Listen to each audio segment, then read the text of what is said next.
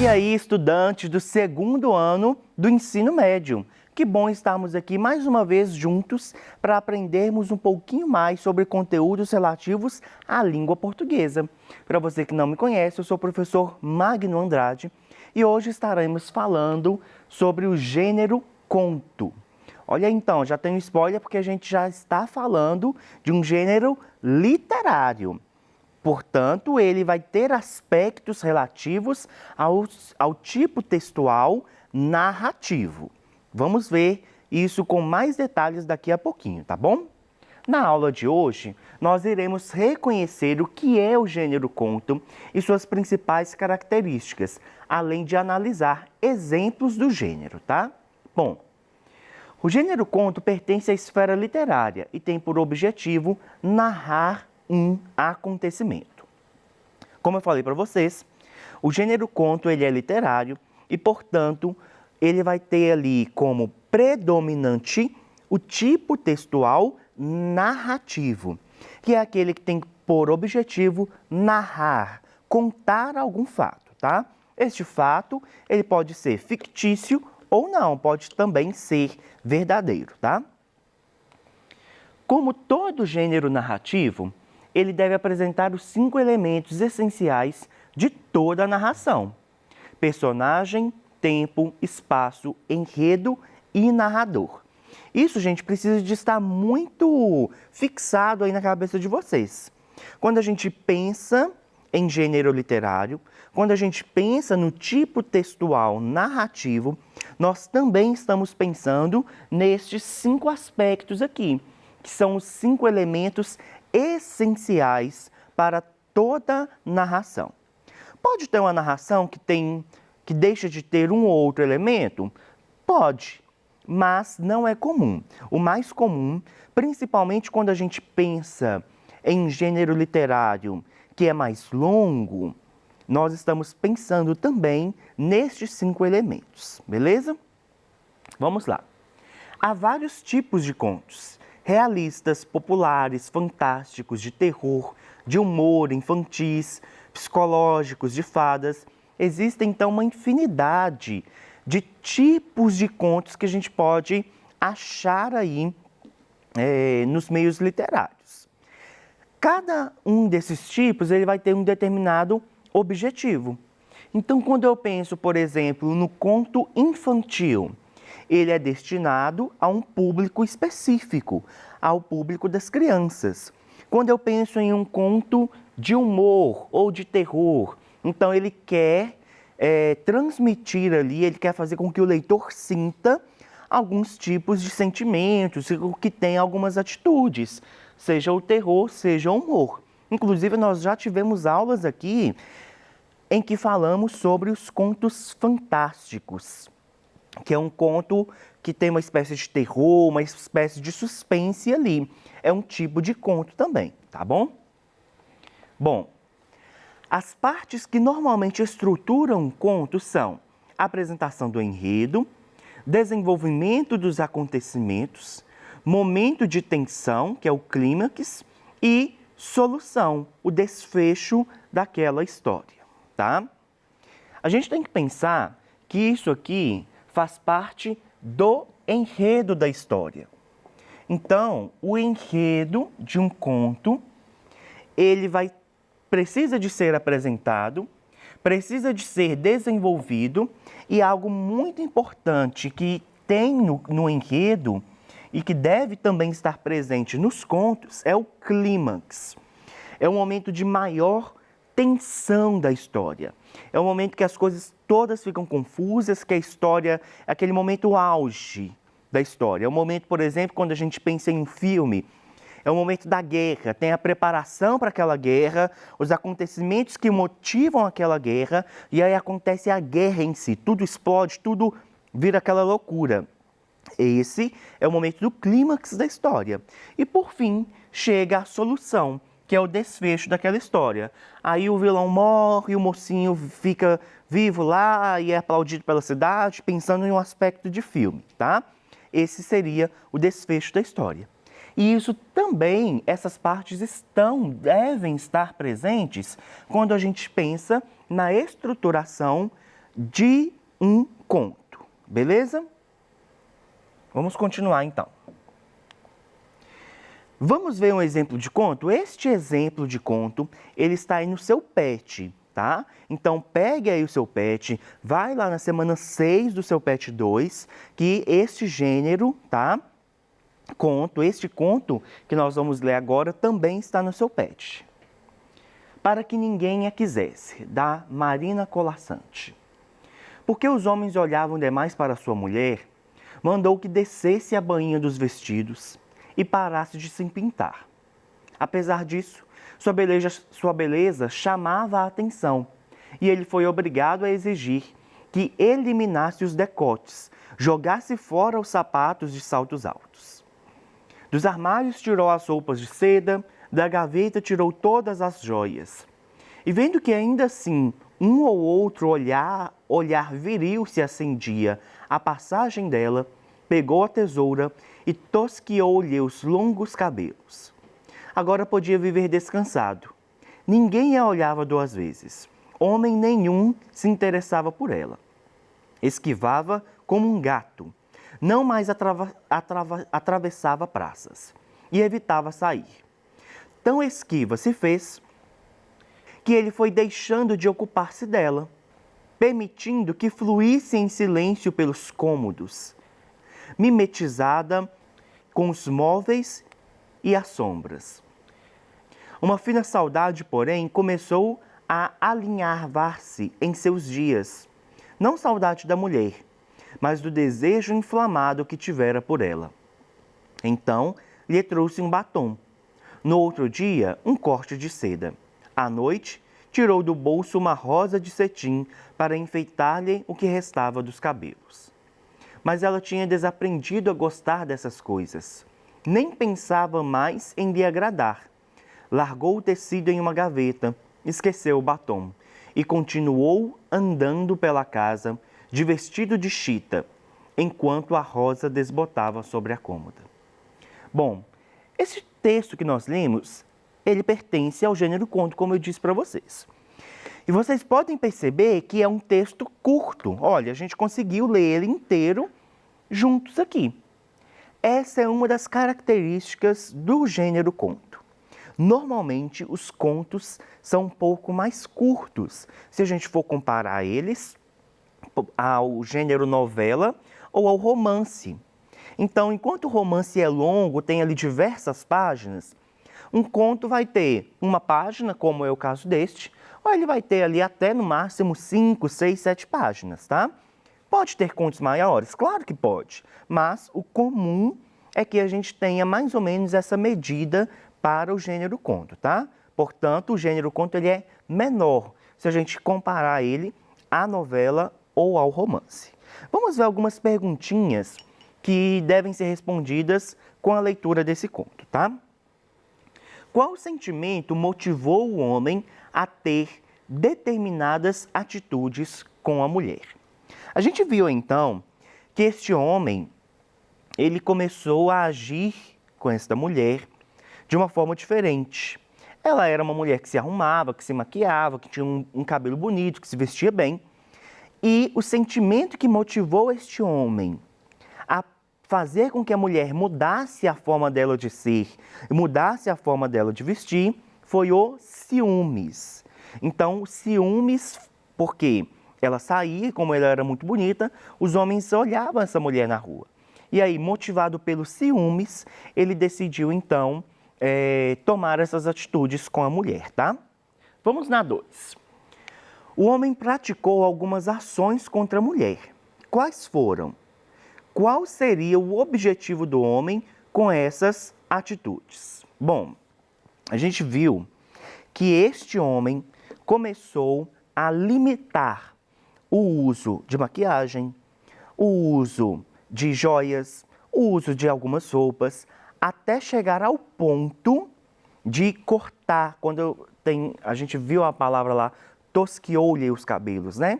Quer dizer que cortou o cabelo dela. Então, ela tinha um longo cabelo, como é descrito ali no conto, e o homem foi lá e cortou o cabelo dessa mulher, tá? E aí, o objetivo do homem com essas atitudes era a de justamente evitar que outros homens olhassem para a mulher, para a esposa dele, ou que sentissem atração pela esposa dele. Porém, os tiros saem pela culatra, como a gente diz aí, porque até mesmo o próprio homem começou a deixar de sentir atração por ela. E na 3, qual foi a reação da mulher diante das ações do homem? Primeiro, a gente vê uma ação de aceitar aquelas escolhas que o homem tinha feito em relação a ela. E depois, a reação da mulher foi deixar de se amar, digamos assim. Ela deixou toda a sua vaidade e passou a andar de modo que nem ela mesma sentia atração ou achava bonito aquilo que ela estava vendo. Esse conto, gente, e a gente tem algumas perguntas mais profundas, né, que vai aprofundar mais a interpretação deste conto no seu pet. Este conto ele passa uma mensagem muito importante e que a gente deve estar muito atento hoje em dia, que é em relação aos relacionamentos abusivos. Nós não podemos nos submeter a nenhum tipo de relacionamento abusivo. Isto que essa mulher viveu é um relacionamento abusivo e que chegou à agressão. A agressão psicológica, porque ele começou a mostrar para ela que ela não podia ser bonita do jeito que ela queria e que ela era. Então, isso é uma agressão psicológica. E chega a agressão física. Afinal de contas, ele cortou, imagino que à força, o cabelo dessa mulher. Então, nós devemos estar muito atentos aos tipos de relacionamentos que a gente constrói hoje durante a nossa vida, para a gente evitar relacionamentos abusivos. Afinal, cada um tem os seus corpos e nós devemos e temos o direito de fazer o que nós quisermos com os nossos corpos, não é? Bom, vamos continuar então. Além dos tipos de contos que vimos, existe ainda uma subdivisão deste gênero, o mini-conto. Vejam bem, nós vimos alguns tipos de contos. Vimos então o conto fantástico, o conto de terror, o conto de humor, os contos infantis. Mas além desses tipos de contos, a gente tem uma subdivisão deste gênero, que é o mini-conto. Bom, pela própria palavra, a gente já consegue imaginar o que seria um mini-conto. A gente tem aqui, então, um composto de duas palavras. A palavra conto, que a gente já sabe o que é, porque já vimos aqui nessa aula, mas ela é acompanhada pela palavra mini. Ou seja, nós estamos falando de um conto pequeno, um conto curtinho. Essa, então, é uma subdivisão do gênero conto, tá? E eu trouxe alguns exemplos aqui para que a gente possa ler juntos. Bom, vamos ver então. O primeiro, o título dele é Dilemas, e ele foi escrito pela Janaína Belê. Uma nova estrela no céu espiava a menininha faminta engolir lágrimas. Só isso, professor. Isso aqui é o conto inteiro. É isso aqui, gente, o conto inteiro está aqui nesta frase. A característica, então, como eu disse para vocês, do mini-conto é justamente ser mini. Em uma frase, então, a autora Janaína, ela conseguiu trazer toda uma história. É claro que, quando a gente pensa no mini-conto, nós temos que fazer um esforço maior de interpretação. Por quê? Às vezes você lê essa frase de primeira, você não vai entender muita coisa. Mas se a gente for pensando, for refletindo sobre este texto, a gente consegue perceber do que essa autora está falando. Uma nova estrela. Eu não sei se vocês já ouviram, mas é muito comum quando as pessoas vão falar da morte, principalmente para crianças, dizer que o pai, que a mãe, que o irmão, que a avó virou uma estrelinha. Assim, olha, o vovô virou uma estrelinha e agora o vovô está lá no céu olhando pela gente. Já ouviram isso? Então, quando ela fala em nova estrela, a gente pode interpretar que ela está falando de alguém que acabou de morrer. Alguém que acabou de virar uma estrelinha no céu. Espiava. Lembra que eu falei que normalmente quando a gente fala com a criança, fala que aquela estrelinha, aquela pessoa que virou estrelinha está olhando para a gente, está cuidando da gente? Então essa nova estrela espiava e aqui a gente consegue perceber que realmente se trata de uma criança, por causa do diminutivo da palavra menina. Então, essa nova estrelinha olhava essa menininha, que estava faminta em engolir lágrimas. Quando a gente tem essa expressão aqui, olha, faminta em engolir lágrimas, a gente consegue compreender que essa menininha chorava muito. Veja então como que, parando e refletindo sobre este conto, este mini conto, e levando em consideração também o título, a gente consegue chegar a uma conclusão de o que este conto quer dizer. Olha só que interessante. Uma frase, mas que passa tantas mensagens. Vamos ver mais um. Esse nosso próximo conto foi escrito pela Karen Minato Eifler e o título dele é Branca de Neve Moderna.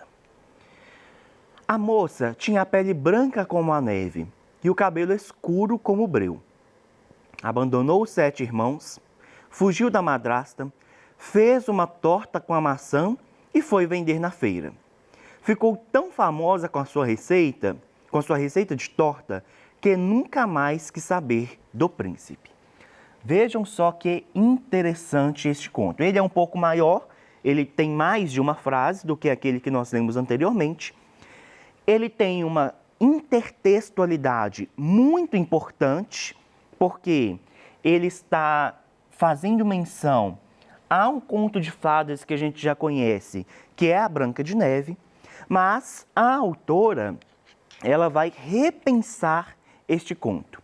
A gente sabe da história da Branca de Neve, sabe do contexto dos 7 anões, então a gente já conhece isso. Mas ela traz essa Branca de Neve no sentido moderno. Como que seria essa Branca de Neve hoje?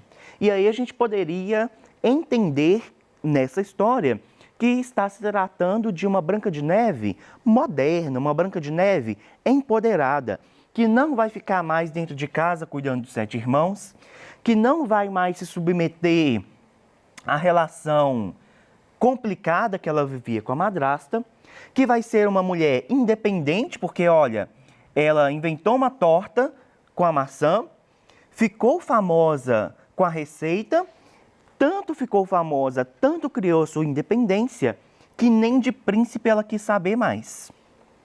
Quem dera se a mulher lá da Marina Colaçante fosse tão empoderada como essa Branca de Neve, né? Ela não teria se submetido ao relacionamento abusivo que ela se submeteu. Vamos ver então mais um conto. Isolamento. Isolou-se com receio do Covid-19. Foi contaminado pela solidão.